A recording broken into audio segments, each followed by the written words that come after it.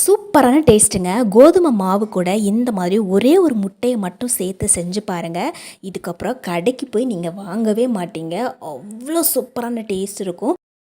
இதை நம்ம கோதுமை மாவுலேயும் செய்யலாம், அல்லது நம்ம மைதா மாவுலேயும் செஞ்சிடலாம். நான் இன்றைக்கி கோதுமை மாவில் தான் இதை செய்ய போகிறேன். இதுக்காக நான் இன்றைக்கி 3 கப் அளவு கோதுமை மாவு எடுத்துக்கிறேன். மாவு கொஞ்சம் அதிகமாகவே எடுத்துட்டேன். ஏன்னா கண்டிப்பாக செய்கிறது எல்லாமே காலி ஆகிடும். கொஞ்சம் அதிகமாகவே செய்யணும் அப்படிங்கிறதுக்காக நான் இன்றைக்கி ஒரு 3 கப் அளவு எடுத்துக்கிறேன். இது கூட ஒரே ஒரு முட்டை சேர்த்துக்கலாங்க.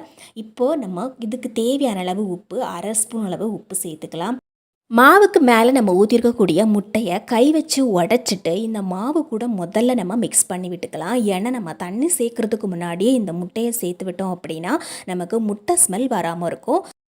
அதே சமயத்தில் முட்டையும் இந்த மாவு கூட எல்லா இடமும் ஈவனாக கலந்து வரும். இப்போ முட்டையை முதல்ல மிக்ஸ் பண்ணி விட்டுட்டு அதுக்கப்புறமா நம்ம தேவையான அளவு தண்ணி சேர்த்துக்கலாம். தண்ணி லைட்டாக சூடாக இருக்கிற மாதிரி சேர்த்துக்கோங்க. ரொம்ப கொதிக்கிற மாதிரிலாம் இருக்க வேண்டாம். லைட்டாக வெதுவெதுப்பான ஒரு சூடாக இருக்கிற மாதிரி நம்ம பார்த்துக்கணும். இப்போ இதுக்காக ஒரு 1/2 கப் அளவு தண்ணி தேவைப்படும். கொஞ்சம் கொஞ்சமாக தண்ணி ஊற்றி இந்த மாதிரி நம்ம பிசைஞ்சு எடுத்துக்கலாம். கடைசியாக 1 ஸ்பூன் அளவு சமையல் எண்ணெய் சேர்த்துக்கலாம். இப்போ எல்லாத்தையும் ஒரு முறை நல்லா மிக்ஸ் பண்ணி விட்டுக்கலாம். மாவை இந்த மாதிரி மிக்ஸ் பண்ணும்போது ரொம்ப ரொம்ப சாஃப்டாக இருக்கும். பார்க்கும்போதே தெரியுது பாருங்கள், அப்படியே வெண்ணெய் மாதிரி ரொம்ப சாஃப்டாக இருக்கும் மாவு. இப்போ நம்ம பிசைஞ்சு வச்சுருக்கக்கூடிய மாவுக்கு ஒரு 10 நிமிஷமாவது நம்ம டைம் கொடுக்கணும். அதுக்காக நம்ம மூடி போட்டு வைக்கலாம். இப்போ நம்ம ஒரு ப்ரெஷர் குக்கர் எடுத்துக்கலாம். இதில் 1 கப் அளவு ஊற வச்ச பச்சை பயிறு சேர்த்துக்கிறேன். கூடவே 3 தக்காளி பழங்கள் எடுத்துக்கிறேன். அதை நம்ம கட் பண்ணி பார்த்தோன்னா உள்ள புழு இருக்கான்னு தெரிஞ்சிடும். அதனால் தக்காளி பழத்தை முதல்ல கட் பண்ணிவிட்டு சேர்த்துக்கோங்க. இது கூட 4-5 பூண்டு சேர்த்துக்கலாம். இதுக்கு தேவையான அளவு உப்பு 1/2 ஸ்பூன் அளவுக்கு சேர்த்துக்கிறேன். கூடவே மஞ்சள் தூள் 1/4 ஸ்பூன் அளவுக்கு மட்டும் சேர்த்தா போதும். இப்போ இது நல்லா வெந்து வர அளவுக்கு தண்ணி சேர்த்துக்கிறேன். ஏற்கனவே ஊற வச்ச பச்சை பயிராக இருக்கக்கூடிய காரணத்தால் 2 கப் அளவு தண்ணி மட்டும் சேர்த்துக்கிட்டேன். ஊற வைக்காத பச்சை பயிர்னா நீங்கள் இன்னும் 1 கப் எக்ஸ்ட்ரா தண்ணி சேர்த்துக்கணும். இப்போ நம்ம இதை விசில் போட்டு எடுத்துக்கலாம். இப்போ நம்ம அடுப்பில் ஒரு கடாய் வச்சுக்கலாங்க. கடாய் நல்லா சூடானதுக்கு அப்புறமா ஒரு 2 ஸ்பூன் அளவு சமையல் எண்ணெய் சேர்த்துக்கிறேன். இதில் 1/2 ஸ்பூன் அளவு கடுகு சேர்த்துக்கிறேன். 1/2 ஸ்பூன் அளவு பெருஞ்சீரகம் சேர்த்துக்கிறேன். இது நல்லா பொரிஞ்சு வந்ததுக்கப்புறமா ஒரு பெரிய வெங்காயம் சின்னதாக கட் பண்ணி வச்சுருந்தேன், அதையும் நம்ம சேர்த்துட்டு இதுக்கு தேவையான அளவு உப்பு 1/2 ஸ்பூன் அளவு சேர்த்துட்டு ஒரு முறை இந்த மாதிரி எண்ணெயிலேயே நல்லா மிக்ஸ் பண்ணி விட்டுக்கலாம். இது நல்லா வதங்கி வந்துடுச்சு பாருங்கள். 1 நிமிஷத்துக்கு ஹை ஃப்ளேமில் வச்சு வதக்கி விட்டுருந்தேன். அதுக்குள்ளேயே இந்த வெங்காயத்துடைய நிறம் இந்த மாதிரி நல்லா மாறி வந்துடும். ரொம்ப சிம்பிள். வெங்காயம் நல்லா வதங்கி வந்தாவே போதும். அதுக்கப்புறம் நம்ம உடனடியாக மசாலா சேர்த்துடலாம். 1 ஸ்பூன் அளவு கரம் மசாலா சேர்த்துக்கிறேன். 2 ஸ்பூன் அளவு குழம்பு மசாலா தூள் சேர்த்துக்கிறேன். அல்லது நீங்கள் 1 ஸ்பூன் தனியாத்தூள், 1 ஸ்பூன் மிளகாய் தூள் சேர்த்துக்கலாம். இப்போ எல்லாத்தையும் ஒரு முறை நல்லா மிக்ஸ் பண்ணி விட்டுக்கலாம். இதுலேயே நிறம் நல்லா மாறி வந்துடும், பச்சை வாடையும் அடிக்காது. இப்போ எல்லாத்தையும் ஒரு தடவை இந்த மாதிரி மிக்ஸ் பண்ணி விட்டுட்டு லோ ஃப்ளேமில் வச்சு விட்டுருங்க. இப்போ நம்ம ப்ரெஷர் குக்கர் ஓப்பன் பண்ணி பார்க்கலாம். நான் இன்றைக்கி 3 விசில் விட்டுருந்தேன். அதுக்குள்ளேயே நல்லா சூப்பராக சாஃப்டாக வெந்திருந்தது. இதே போல் மத்து வச்சு லைட்டாக இந்த மாதிரி அமுக்கி விட்டிங்கன்னா இந்த பருப்பெல்லாம் நல்லா மசிஞ்சு வந்துடும்.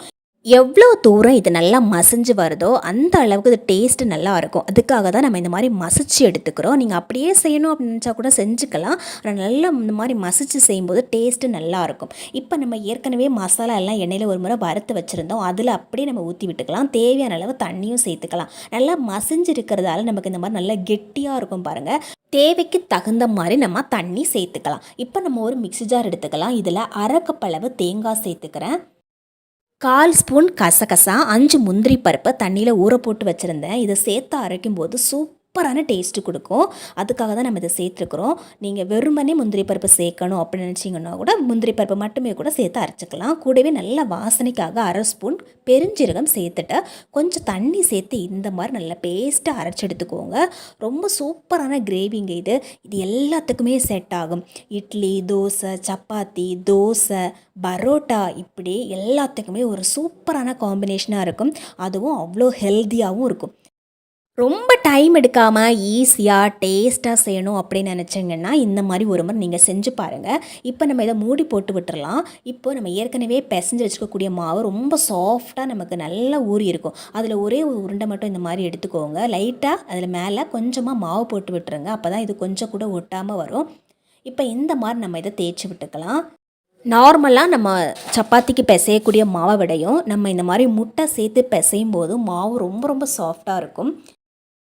1/4 ஸ்பூன் சமையல் எண்ணெயோ அல்லது நெய்யோ எடுத்துக்கலாம். நான் இன்றைக்கி சமையல் எண்ணெய் தான் எடுத்துக்கிறேன். அதுக்கு மேலே இந்த மாதிரி ஊற்றி விட்டுட்டு கை வச்சு இந்த மாதிரி ஃபுல்லாக நம்ம தேய்ச்சி விட்டுக்கலாம். இப்போ நம்ம கொஞ்சமாக மாவு போட்டு விட்டுக்கலாம். இதில் நான் இன்றைக்கி கோதுமை மாவு தான் ஃபுல்லாகவே செஞ்சுருந்தேன். அதனால் இதுக்கு மேலே கொஞ்சமாக லைட்டாக எடுத்து இந்த மாவு மட்டும் மேலே தூவி விட்டுக்கிட்டேன். ஒரு 1/4 ஸ்பூன் அளவுக்கு மாவு தேவைப்படும் நமக்கு இதுக்காக. இப்போ இந்த மாதிரி கத்தி வச்சு லைட்டாக கட் பண்ணி விட்டுக்கலாம். நான் இன்றைக்கி 4ஆக கட் பண்ணி விட்டுருந்தேன். நீங்களும் இதை 4ஆக தான் கட் பண்ணணும் அப்படியெல்லாம் கிடையாது. இன்னும் கொஞ்சம் பெருசாகவே தேய்ச்சிட்டிங்க அப்படின்னா 4 பீஸ் 5 பீஸாக கூட நீங்கள் தேய்ச்சி கட் பண்ணி எடுத்துக்கலாம். இப்போ இந்த கட் பண்ணி வச்சுக்கக்கூடிய இந்த பீஸை ஒன்றுக்கு மேலே ஒன்றா இந்த மாதிரி வச்சு விட்டுக்கலாம். இதை இந்த மாதிரி ரோல் பண்ணி எடுத்துக்கோங்க. இந்த மாதிரி ரோல் பண்ணிவிட்டு இந்த மாதிரி இதை திருப்பி விட்டுக்கலாம். 2 கை வச்சு இந்த மாதிரி திருப்பி விட்டிங்கன்னா இது இந்த மாதிரி திரும்பி வந்துடும். ஃபுல்லாக இதை வந்து ரோல் பண்ணி எடுத்ததுக்கப்புறமா இந்த மாதிரி இதை சேர்த்து விட்டுக்கலாம். இப்போ மாவு எல்லாமே ஒன்றோட ஒன்று சேர்ந்து வந்துச்சு. இதுக்கு மேலே கொஞ்சமாக மாவு போட்டுட்டு இந்த மாதிரி தேய்ச்சிங்கன்னா சூப்பராக லேயராக வெந்து கிடைக்கும் நமக்கு. இது வெந்ததுக்கப்புறமா நீங்களே ஆச்சரியப்படுவீங்க. இந்த அளவுக்கு சாஃப்டாகவும் இந்த அளவுக்கு லேயர் வர அளவுக்கு நீங்கள் செஞ்சு சாப்பிட்ருக்கவே மாட்டீங்க. அந்த அளவுக்கு சூப்பராக இருக்கும். இப்போ இன்னொரு உருண்டை நான் உங்களுக்கு தேய்ச்சி காமிக்கிறேன் பாருங்கள். ஒரு உருண்டையை வச்சுட்டு இந்த மாதிரி சப்பாத்திக்கு தேய்க்கிற மாதிரி தேய்ச்சி விட்டுக்கோங்க. ரொம்ப மெலிசாக தேய்க்கணும் அப்படிலாம் கிடையாது. ஓரளவுக்கு உங்களால் எப்படி தேய்க்க முடியுமோ அந்த அளவுக்கு தேய்ச்சி விட்டால் போதும். இப்போ இதுக்கு மேலே கொஞ்சமாக எண்ணெய் அப்ளை பண்ணி விட்டுக்கிறேன். அதுக்கு மேலே கொஞ்சமாக மாவு, கோதுமை மாவு அதுக்கு மேலே கொஞ்சம் போட்டு விட்டாச்சு. இப்போ இந்த மாவை இந்த மாதிரி கட் பண்ணி எடுத்துக்கிறோம். இப்போ நம்ம கட் பண்ணி வச்சுக்கக்கூடிய பீஸ் எல்லாத்தையும் ஒன்றுக்கு மேலே ஒன்று இந்த மாதிரி ஒன்றுக்கு மேலே ஒன்றா எடுத்து வச்சுக்கிறோம். அவ்வளோதான். இப்போ எல்லாத்தையும் சேர்த்துட்டு நம்ம ரோல் பண்ணுறோம்.